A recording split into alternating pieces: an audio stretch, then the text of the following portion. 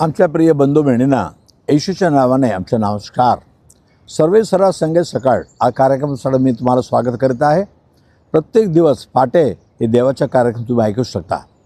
आज वचन पाहूया बायबलमध्ये इफिसिकरांस पत्री त्याच्या 2 अध्याय 7-8 असं लिहिलेलं आहे की देवाच्या कृपेने आणि विश्वासद्वारे तुम्हाला तारण प्राप्त झालेलं आहे.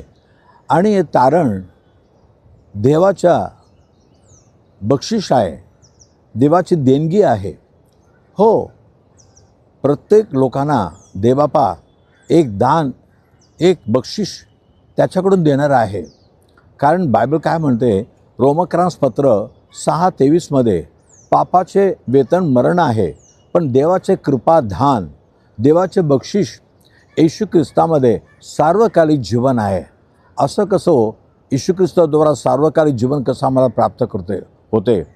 कारण देव परमेश्वर आम्ही सर्व ओळखतो, पण त्या देव परमेश्वर मानवाकडे पाहिलं.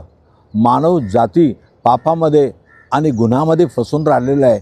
त्यांना सुटकारा होण्यासाठी काही मार्ग नाही. म्हणून देव स्वतः मानव म्हणून 2000 सालीपूर्वी या जगामध्ये उतरून आला. येशू नावाने ते उतरून आला. येशूच्या नावाचा अर्थ आहे तो आपल्या लोकांना आपल्या पापापासून तारणार. हो, आणि तो उतरून येऊन सर्वांचा पाप आपल्या अंगावर घेतला. बायबल म्हणते, तुमची आमची पापे येशू आपल्या स्वदेहामध्ये वाहून क्रूस खांबावर नेली आणि त्याच्या मार बसण्याने आम्हाला आरोग्य, आम्हाला रोगापासून सुटकार भेटते. हो, आणि येशू सर्वांच्या पाप आपल्या अंगावर घेऊन तो आपला जीव दिला. तो मेला गेला, गाळला गेला, पण तिचं तो जिवंत उठून आज स्वर्गामध्ये आहे.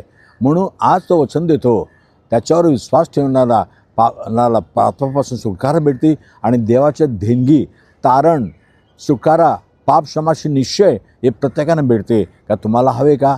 तुम्ही पण त्याच्या नावाने आरोळे मारा, तुमच्या पापापासून तुम्हाला सुटकारा भेटेल आणि देव देणारा तारणाचा निश्चय तुमच्या जीवनामध्ये येईल.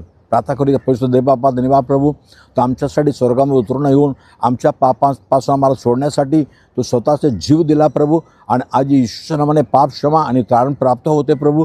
आज ते वचन ऐकलेलं प्रत्येकजण जे कोणी तुझ्याकडे पाहत आहे, पापाची क्षमा मागता, पापाची क्षमा होऊ दे प्रभू. जीवनाला पवित्र कर आणि त्या जीवनात